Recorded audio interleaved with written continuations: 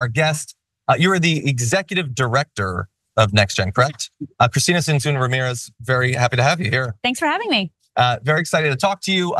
The last time we spoke was during your Senate run, and we had a great talk at that point, and you have been active ever since. And your focus here at the DNC is mostly youth vote related and policies around youth vote, right? Yeah. So would you say that you are generally happy about how the last month has gone in that area? Yeah, I mean, so NextGen is the country's largest youth voter mobilization group. We're in 8 key states. We're in 132 college campuses, connecting with millions of young voters this election. We are an explicitly progressive organization in a 2-party system. That means we go for Democrats generally. But it was going to be a tough race. The young people were not excited. They still didn't like Donald Trump. They weren't really excited about Joe Biden. And now we've seen it completely change. We went from a campaign we're going to have to persuade and push and pull young people to turn out. And now we just have to give them the right information and make sure they're going to turn out, because we're going to see, I think, historic youth voter turnout for the Democratic ticket up and down the ballot. I certainly hope so. I mean, it was instrumental to Joe Biden winning in 2020. A storm is tearing up the digital media industry. Only our audience can save us in these difficult times. Help us reach our goal of 100,000 new members at tyt.com/team. And I want to just briefly talk about some of the polls. So New York Times Siena College poll, 56% of 18 to 29-year-olds said they'd vote for Harris if the election were today. That's 56 for her, 38 for Trump. So if you go back to June, that same poll, Joe Biden was leading Trump in that group by just 6 points, okay? He had won that group by 24 points in 2020. And now just a little bit later, she's got an 18-point lead. So theoretically, there might be a little bit more room for Harris to lock down more of that. We don't know what she's going to focus on in her speech. She started rolling out policies last week, a variety of different policies. What would you like to see her say, and what would you like to see her do to expand the lead that she already has? Yeah, I mean, so for us at NextGen, we want to see statewide and national candidates getting closer to 60% of the youth vote. So these numbers are much better than where we were, but it's kind of stabilizing to where they should be. So that means, like you said, we have room to grow. We have room to make sure that young people are going to fully turn out. We've seen a lot of gains, especially with non-college educated young voters, Black and Latino voters that were maybe going to sit out this election, and now they're saying they want to vote. I think the big issues they care about are about economic justice.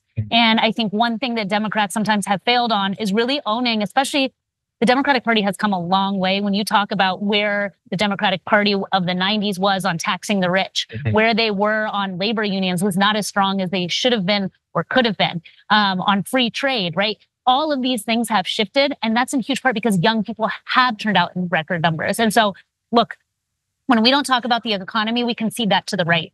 And right now, the Democratic Party overall supports getting to a living wage versus a minimum wage. The Democratic Party overall talks about taxing the rich and big corporations their fair share, and supporting labor unions. The fact that Sean Fain was a key speaker and really rallied and talked about how Donald Trump is a scab and taking on the billionaire class. That is because young people are turning out. So I want to see, and I think a lot of young people want to see, a real vision for their economic opportunities, and then talking about the big other issues: abortion access, climate change, the real progressive ascendant agenda that we see being pushed by young people that the Democratic Party has in large part adopted. Yeah. You mentioned. Sharon, continue. No, you go ahead. Oh, I was just going to briefly say, I know you've long been a progressive activist. Do you see the way that you talked about the Democrats shift on these issues, not only in a policy sense, but the way they talk about it? You had Sean Fain. You had Bernie Sanders, going through the long list of Bernie Sanders policies. Do you see the shift as one of the maybe largely unacknowledged consequences of having had Bernie and AOC and Cori Bush and others sort of just being out there for years, spreading their message and having it seep into the electorate? Yeah, I mean, we have come so far because Bernie came out and really spoke to a lot of the progressive coalition that was not fully exercising their political power.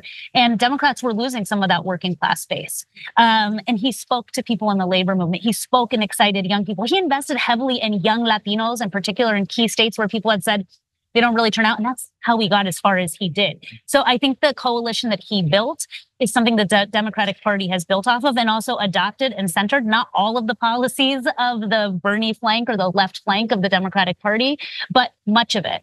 And so, my message to a lot of young people that say, like, yes, we got student debt cancellation. Yes, we got the Inflation Reduction Act, biggest, largest single investment in the climate crisis, but it's not enough. You're absolutely right. It's not enough. But we don't just elect a politician and go home and hope they do the right thing. Those things were won by people organizing and fighting for them.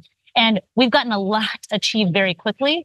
And no, we're not finished. We want to see marijuana be legalized in this country, and also see investment into communities that have long been harmed by the war on drugs. We want to see the PRO Act, progressive legislation to protect every single American's right to organize into a labor union, be enacted. We want to see abortion become a right again for every single person in every single state in this country. So there's a lot more we've got to win, and that's why we've got to turn out and vote. But we don't just vote, we also organize and mobilize to get our agenda done.